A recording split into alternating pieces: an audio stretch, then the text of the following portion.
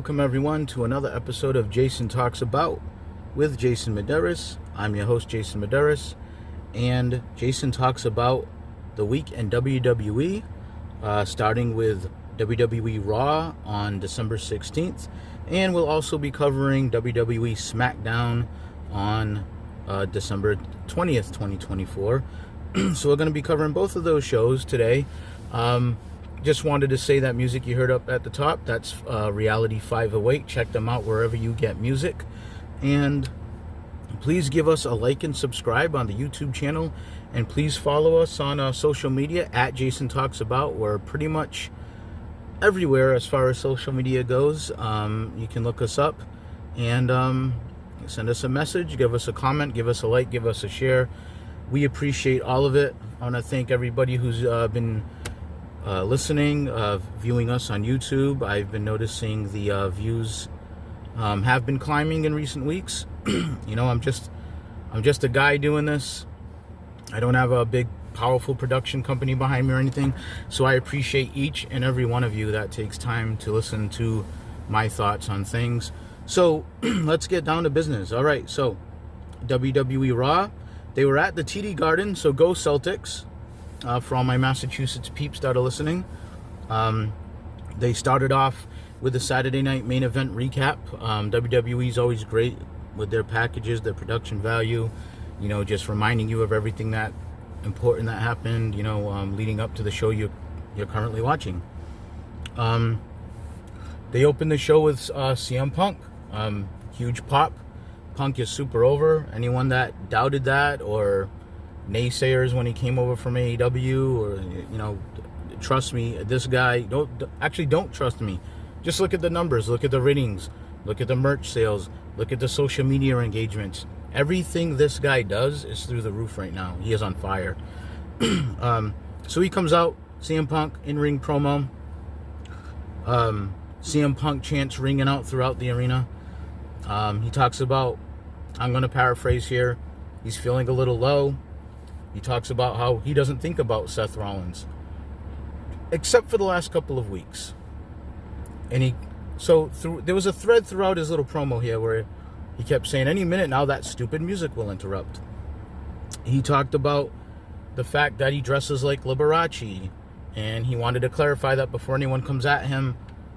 He thinks Liberace's cool as hell, just that Seth Rollins shouldn't be dressing like him because he couldn't lace his boots or something to that regard. He talks about his Elton John glasses. He talks about, you know, you're not either of those guys. You're also not CM Punk either. He says, you know, folks, in this scenario, I'm the bad guy. I am. Rollins says I'm a bad guy, and I am. You know, he says Rollins is my failure. He did give him a wrestling lesson. You know, he did ask him for those wrestling lessons, and he said he'd be glad to give him one for free right now. He does say, hey, are you tougher than Drew McIntyre? I think not. Alluding to the fact that Drew's back wreaking havoc, and him and CM Punk went to war, and Drew obviously pinned Seth Rollins at the last WrestleMania. You know, there's more chance for CM Punk, and then Seth joins in through the crowd. And Seth encourages the crowd to do the CM Punk chants. Come on, let's do it, CM Punk, you know. And, you know, he says, you know, I'm out here in the crowd. I wanted a little perspective. And from here, you know what? Nope, you're still an a-hole. Punk says, you know, that's where you belong, in the audience. And Rollins says, you know, that doesn't embarrass me that you're saying I'm part of the audience. And he talks about how he put WWE on his back. And that you might say I'm a fan. Well, this fan has more WrestleMania main events than you. Punk ends up getting upset, charging into the crowd. They brawl through the crowd. And this had the crowd really hot because, and I'm just going to do my disclaimer again. I'm not an AEW hater. I'm not anti-AEW. However, these are the two biggest companies in national TV, and inevitably we are going to compare them. So, I will just say this brawl meant a lot because it's not every match, it's not every episode, it's not for endless minutes all the time. So it was kind of a big deal. The officials came out, separated them, let them fight chants. So we're obviously leading up to, spoiler alert, I think they're going to say it officially later on in the show, Netflix, January 6th for WWE debuting there for Raw. Going to be a huge show. It's like beyond pay-per-view quality. I mean, it's going to have Reigns and Solo, Punk and Rollins, and I don't want to get ahead of myself, but the card is loaded for that night. I just hope it doesn't, we don't get a Jake Paul, Mike Tyson fight effect, and I hope that Netflix has cleaned up their servers or whatever they have to do to handle this. Okay, so we go backstage after all that. The Judgment Day's back there. Finn is asking them, "Hey, where were you guys when, Gunther was beating me up?" And they said, "Well, and Liv Morgan is doing this kind of sarcastic thing where we listen to you, Finn. Remember, listen to Finn and you win." And they kind of blow him off, walk away, and Finn's left there mad. So the more tease of these cracks in the Judgment Day. Then they had an Intercontinental Championship match. Well, here's the funny thing in WWE. So for everybody that thinks I don't criticize WWE enough, I'm going to criticize them right here. They still do this weird thing, and I thought it was a Vince thing, but he's been gone. So we know for the Intercontinental Championship, it's going to be Kaiser versus the champion, Braun Breaker. So Ludwig Kaiser versus Braun Breaker, right? Kaiser has his entrance, okay? And then I believe they go to break. And then they come back and they're talking about Raw Netflix again. And they're showing the kickoff Wednesday thing that they're doing, for this coming Wednesday, from the date of this Raw. And I did see Logan Paul as part of this being advertised. So I think he swerved everybody a little bit when he said, "Oh, I'm retiring. I'm a dad now." So I guess that was all just a swerve online. Then we go to the back. So Kaiser's still in the ring, by the way. So for the live audience, this must have been kind of weird. So we go to the back, and it's Adam Pearce and Seth is screaming at him to do his job, and he's hot,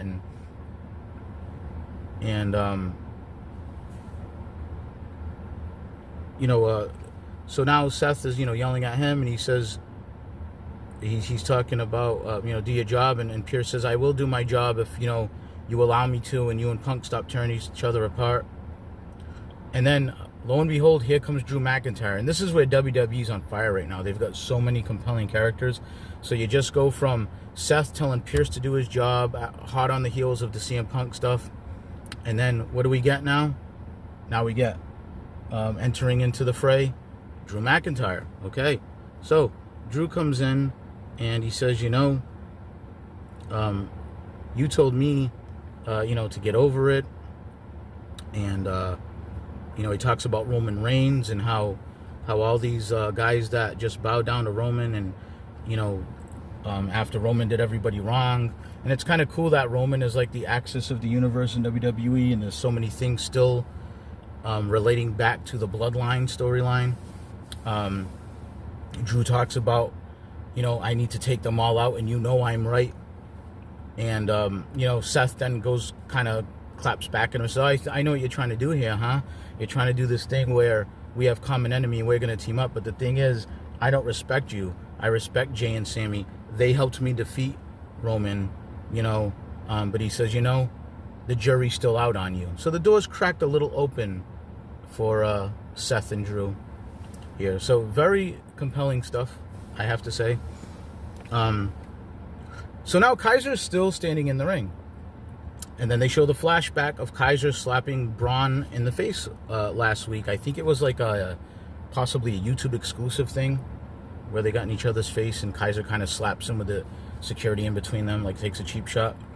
So now we finally get Braun's entrance. I didn't time this.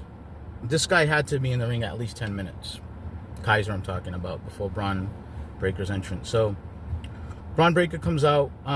They had a good hard-hitting match. Him and Kaiser. These guys are both good. I would like to see them move on from each other now, honestly. But, okay, we're here. We have this match. At one point, Braun did that spot where he clotheslines the guy. So he jumps off of the ring apron and clotheslines his opponent over the announce table. But he goes over the announce table with them, like butt first. It's crazy. It's like insane, this guy's athleticism at his size. The story of this match, good storytelling, was Braun selling his left arm early on in the match. They teased an injury with it, and Kaiser did a great job of just working on that arm and shoulder. Kaiser was in control for a lot longer than I thought he probably would be. You could tell the crowd was a little anxious because every time Braun kind of came back, Kaiser would cut him off and go back to that arm and get some more offense in on that arm. And, they told a good story here. The crowd was doing a lot of barking for a guy that's still kind of a heel, I guess, in Braun Breaker.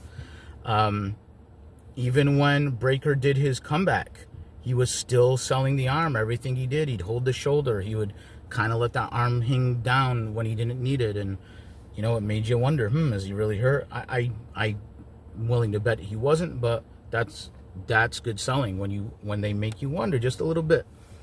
I'm a little concerned about that Frankensteiner he does off the top. It's impressive, but the way he jumps up with no hands and he comes really close to landing on his head. He hasn't yet, but man, that does give me pause every time I see it.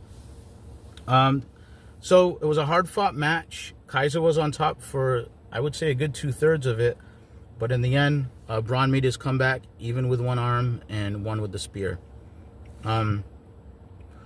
Now we go back to backstage area, and you got the New Day, and Ray stops the New Day at the door, and he's the locker room leader, and he's not going to let them in the locker room because of what they said about Big E. So we had a little exchange there. So they're still going on this whole, the entire locker room turning on the New Day storyline. They did the recap of Cody getting stretchered out, thanks to Kevin Owens.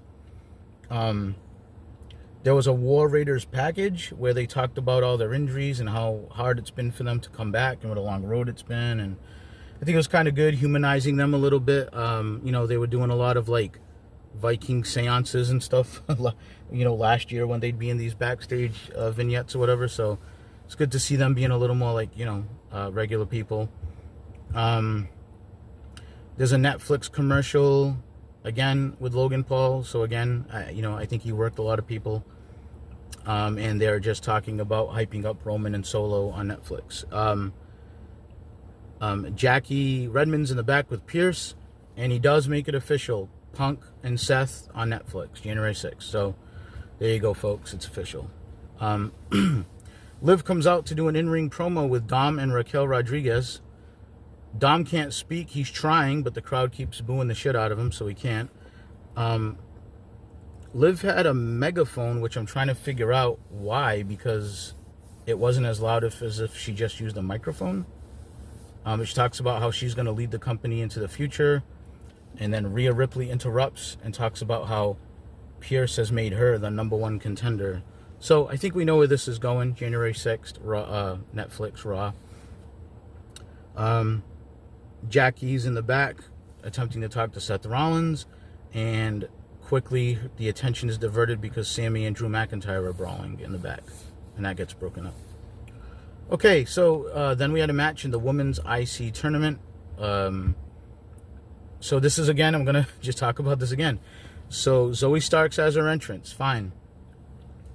Then there's a break, and then we see Miz is trying to leave the Final Testament, and Karrion Kross is telling him it's not over with the Wyatts. And I wrote, not over with the Wyatts, question mark. Are you kidding me? Like, we're still going on with this thing? Yeah, it's just bad, the feud. I don't know what else to say. It's just not interesting at all. Miz versus Loomis next week is a match that they've made. Okay, I guess. Okay, so then we do all that, and then we go back out to the ring. So again, Zoe Stark has probably been out there about a good 5 minutes. And then Kaden Carter comes out, and Raquel Rodriguez comes out. So it's a 3-way tournament match. Raquel was pretty dominant early. I liked seeing that. I'm a Raquel Rodriguez fan. I hope that they go somewhere with her. I think before she got hurt, it looked like they definitely were. And now she's back and she's a heel. So let's see. I did note that the Z360 did get a little botched, but Zoe pinned Kaden Carter with it anyway. So this didn't really hurt Raquel because she didn't get pinned, so I'm glad they didn't pin her. Then we go backstage to R-Truth with Alpha Academy. And Butch interrupts Pete Dunne. He doesn't want to be called Butch. And R-Truth is now coining the phrase, Butch, please. And American Made show up. After that whole Butch and R-Truth thing happens. And Otis so basically Chad Gable goes, he starts dressing down Alpha Academy. He's saying, I saw your commercial, you're a joke. And Otis basically told Gable to shut up. And then Gable threatened Tozawa. So I guess they're going to be having a match. Then they go to Jackie backstage again. She's with the New Day. They're still looking for a locker room. Then there's another interruption. So I just gave WWE credit for saying they don't do the same things over and over again backstage, whatever. Their go-to in the last couple of weeks seems to be, hey, there's an interview or something, but there's chaos happening somewhere else, so we have to rush over there. I gotta be consistent here. It's starting to feel AEW-ish. I would say the only difference is that the WWE crowd is super, into this, and the characters are compelling enough. I'm not making excuses. I'm just saying, obviously, WWE isn't bleeding numbers and attendance and stuff. So, they're doing something right. I just think they're just more big time right now. Obviously, they are. They have a several-year head start. They are number one. They're the NFL of wrestling. But I do want to be consistent, and they are doing this a lot now. So it's the Pure Fusion Collective is attacking Kairi Sane. And it looks like they injured her hand because she's screaming and holding her hand. All right, so then the Tag Team Championship, the main event. It was the War Raiders versus Finn and JD McDonough, Finn Balor and JD McDonough, the champions. They did the kind of primetime in-ring introductions where both teams were in the ring. They made it feel important, which is nice to see the tag team titles treated kind of, make them feel at least a little big time, because they do get forgotten a lot in the new age. The announcers did talk about how Ivar is a New England native, and he was really over. There was a lot of war chants from the crowd. There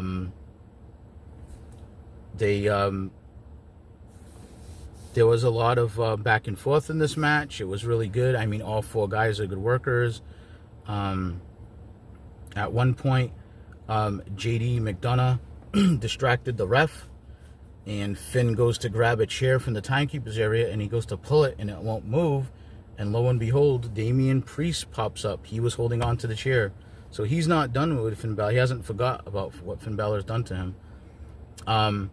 Off the distraction, the War Raiders end up getting a hold of Finn Balor, and they give him the War Machine, their finishing move. One thing I didn't like is it kind of looked like they were both pinning him. I know they like to do their little pose, but it kind of looked like both guys were pinning him, which is illegal.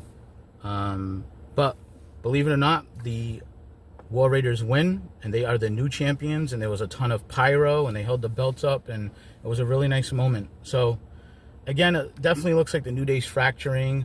The War Raiders are back. I'm glad to see them taken seriously. I'm glad to see them being elevated and winning the championship. The pyro mentioning that Ivar was in his home state of New England. Massachusetts. So, they did say New England native. I'm not sure if he's from Massachusetts, but he's from New England. But all in all, it was a good Raw. I think the 2 hours really helps it. Unfortunately, I'm reading reports that SmackDown is going to move to 3 hours. I think this is a shame, honestly, because the two shows just seem to flow so well with the 2 hour time limit.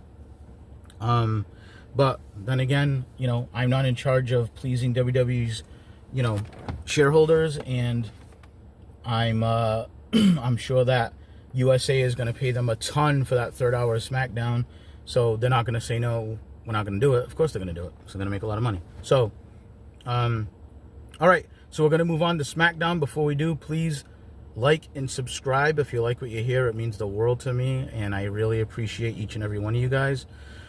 So we start off with the SmackDown. This is December 20th. We start off with the Saturday Night Main Event recap, just like on Raw. We get the new Bloodline entrance. I do have to comment on, why is Jacob Fatu a Samoan werewolf? Could somebody explain that to me? Maybe message me or comment. Is like the moon gonna turn fool on an episode of SmackDown, and he's gonna like transform and bite somebody's throat? Like, I don't get why he's a werewolf. I just seems like a hokey nickname. It sounds like a Vince McMahon nickname, and Vince isn't there, so I don't know who's coming up with this stuff, but it's definitely a very WWE Vince McMahon nickname, and I just think it's a little silly, because why is he a werewolf? I mean, it's just enough to say he's a big, crazy, tough Samoan, if you ask me. But anyway, that was just a random thought. Solo grabs the mic. So anyway, the new Bloodline comes out. Solo's cutting a promo now. He's got the mic. He says, "Acknowledge me." There's a lot of OTC chants. I heard that's very good medication. I guess that's why people keep chanting for it. I kid. I know it's for Roman Reigns. He talks about the tribal combat on Netflix. There's a lot of whats. You know, the Stone Cold Steve Austin era is still not gone with the what from the crowd. Solo got a little upset and said, "You need to stop saying what and acknowledge me," and whatever. And then, out of the blue, Drew McIntyre's music hit. So this is interesting now. You've got this heel Drew McIntyre, who's been taking out all these baby faces, interrupting the promo from Solo with his guys in the ring. Very ballsy move for Drew. Walks right in there with all three of the Bloodline in there. Solo kind of puts his arms out to hold him back. Drew grabs the mic. He says something about, "Do you like what I did? Do you like what I did taking out, Jey Uso and Jimmy Uso and Sami Zayn?" That's my Drew McIntyre accent. And he says, you must stay up at night thinking, when is Drew coming for me? And he talks about how at Clash at the Castle, way back when, where Solo was the one who cost him the championship. So he says he's a little conflicted, though, because as much as he wants to beat Solo up right now, he says, "You stood up to Roman. You stood up to Roman when all of them bowed back down to him." So he says, "I'll tell you what, you take out Roman, and then we finish what we started." And then out of nowhere, Jimmy Uso pulls Drew McIntyre out of the ring and starts beating him with his crutch.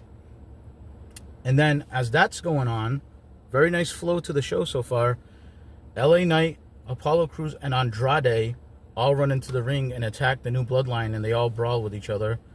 And that leads to the first match, which is the new Bloodline versus Knight, Crews, and Andrade. This was an okay match, nothing special. One notable thing was at one point, chaos was breaking out. LA Knight was on the outside fighting one of the members of the Bloodline, and Nakamura came out of the crowd and kind of did a running knee. I think it was supposed to be a Kinshasa to LA Knight, and took him out. So they're continuing that feud. So Nakamura hits and runs, and during the distraction happening, Solo Sikoa is able to finish off Apollo Crews with the Samoan Spike. So New Bloodline wins. That should have been the result there. I don't see why you would have the New Bloodline lose, especially with Solo going in to face Roman. Here is one thing I will say, which gets a little challenging here for WWE. Roman Reigns is obviously still on limited dates. He's the babyface. And it's kind of weird that, his partners are out here and they're getting jumped and they're, all this stuff's happening, and he's not around, and he's supposed to be the hero. And I think WWE's in a little bit of a pickle here, because it's one thing if your champion is the entitled, privileged guy that gets to just sit at home and work part-time and blah, blah, blah, right? But if he's the hero, he should be there more often. Now, obviously, Roman's not going to do that for a variety of reasons, including his health. So, I'm assuming, So why... I almost feel like in the long run, and maybe somebody will go back and listen to this episode and be like, wow, Jay was right here. It almost feels like in the long run, it might be better if Roman Reigns, when he's done with Solo, eventually that everyone falls in line back under Roman Reigns and he just turns heel again. I know he's over as a babyface and I know people like him, but it's just the way the character is, where he sits at home and other people do his bidding and all this. And you know, and a lot of the heels do seem to make sense and seem to have a point, and it would make those characters even deeper if they were right in the long run. You know, so, you know, WWE has a lot of compelling storylines to go with here, so kudos to them. All right, so Byron's in the back with the machine guns. I didn't pay too much attention to this. It was just Shelly saying, I need to go out there alone tonight and face Johnny Gargano because he's pissed off. So he tells, you know, Chris Sabin to stay in the back or whatever. Then they showed Byron with Chelsea Green backstage. This is from Saturday Night's Main Event. We didn't see this on the air at the time. It's kind of funny. She like takes her gun out of her mouth and puts it in his hand while she cuts her promo about being the first ever United States champion. Talks about going to Disney World and all that stuff. So good for her. Like I said, I'm a Chelsea Green fan. No, I'm not like this huge mark for her, but I think she gets the assignment. I'm happy for her. Then they did the whole KO Cody recap again, showing, you know, Cody Rhodes being injured and stretched out. So I guess Cody's on a little holiday vacation, shall we say. Then they go to DIY backstage, and Johnny Gargano is saying, I need to go do this alone to Ciampa. Yeah, I'm sure he's really sincere about that. But anyway, that's what they're doing.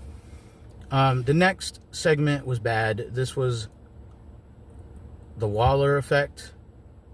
And he's got Austin Theory, so it's Grayson Waller with Austin Theory doing his show. And Braun Strowman's the guest.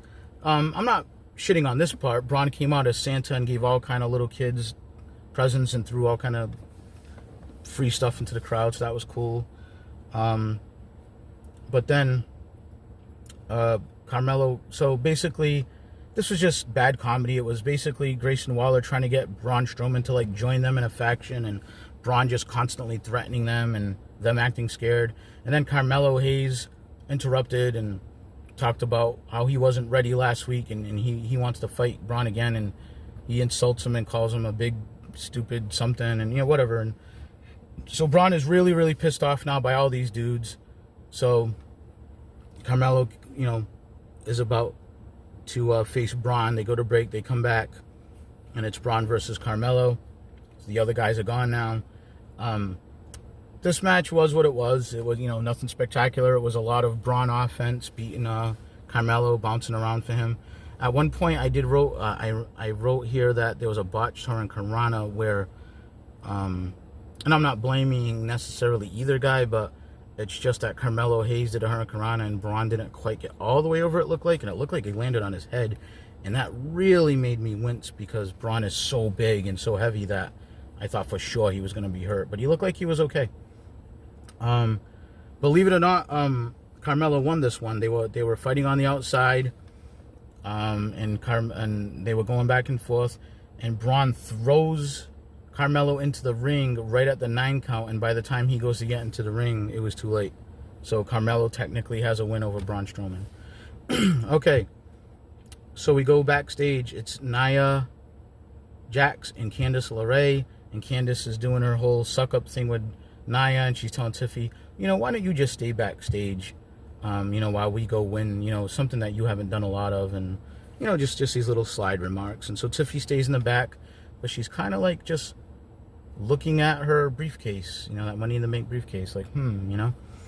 Then they show Carmelo running from Strowman, and Strowman is running, and he's like pushing people out of the way, and pretty deadly, you know, those idiots try to stop him to ask him about their musical, and he tells them to get out of the way. Carmelo somehow circled around and came from behind and smacked Braun with the chair from behind a couple of times and got him down, and then ran off again. So, you know, they're definitely setting up Braun Strowman now for, you know, there's going to be the rubber match between them. So, okay. Then we go to Alex Shelley versus Johnny Gargano. Ciampa did end up interfering, surprise, surprise, even though it sounded like he was going to stay in the back. So then, of course, Sabin comes out. So there's kind of some distraction going on because now they're fighting on the outside. In the middle of all this, Shelley does a crossbody off the top rope onto Gargano. Gargano rolls him up, holds onto the tights, and wins. So Johnny Gargano, again, being very heelish with grabbing the tights. Another Netflix preview, and then they come back, and it's Bianca and Naomi seems very cheerful and happy to have stepped up for the unfortunate thing that happened to Jade Cargill. So I think I have my main suspect now in the whole thing.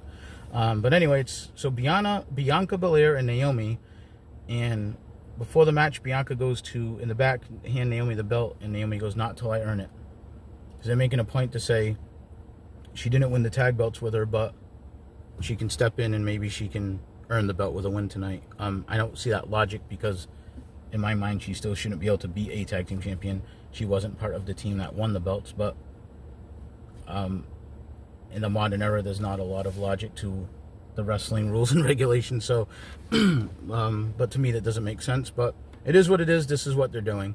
Naomi gets to step in and just be her partner. And like I said, Naomi feels like a win tonight solidifies her as a tag team champion with Bianca Belair. And the announcers tried to sell that a lot throughout the match. That, you know, does this make it legit? Does this make Naomi officially a co-champion and all that stuff? In my mind, still no, it doesn't. But whatever. So Bianca and Naomi versus Nia Jax and Candice LeRae. So Nia Jax trying to become a double champion here. She's already the women's champion on SmackDown. At one point, Nia got busted open.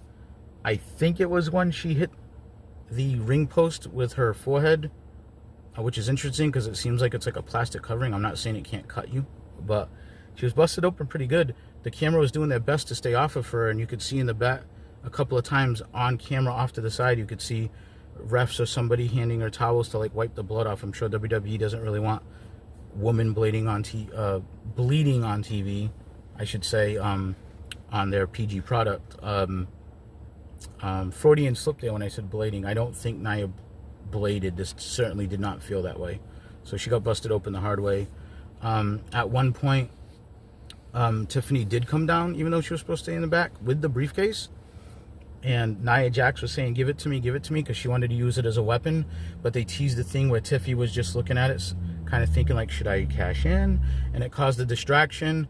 And off of the distraction, Nia Jax got knocked off the apron and back in the ring by Bianca Belair, I believe. And then back in the ring, Naomi was able to do the split-legged moonsault and pin Candice LeRae. So I guess in some weird logic, this makes Naomi officially somehow a tag team champion with Bianca Belair. And I smell our suspect in the Jade Cargill attempted murder, pushing her off of the docking area onto the car windshield. So we'll see if I'm right. We'll see if I'm wrong, but that's my prediction. All in all, you know, I just continue to say it.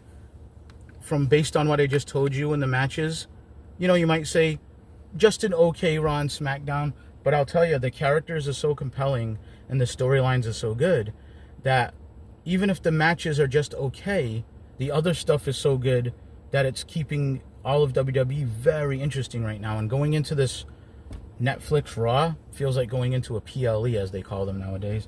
So I just want to, again, tip my hat. I have been doing it for weeks now at WWE. Is everything perfect? No, but is overall really good in my opinion. This show is Jason Talks About. I talk about stuff. I give my opinions. In my opinion, WWE was red hot right now, and they have me hooked. So I can't wait to watch the Raw on January 6th. But, you know, we have other stuff to go on before that. I don't want to get ahead of myself, but kudos to them. They're doing a great job, in my estimation. So that's it. That's my thoughts. That was a quick recap with some of my thoughts on the week in WWE. For all of you that are viewing the videos and listening, I can't tell you how much I appreciate it. Like I said, I've been seeing an uptick in the views, and I appreciate all of you. Like I said, I'm not a rich guy with a big company behind me. I'm just a guy doing this out of passion. And so believe me, all of the likes and listens and shares and follows mean the world to me. So I want to thank all of you. But that's it for this episode. I will be doing AEW coming soon, so stay tuned for that. But in the meantime, please like and subscribe, and I will catch you all next time.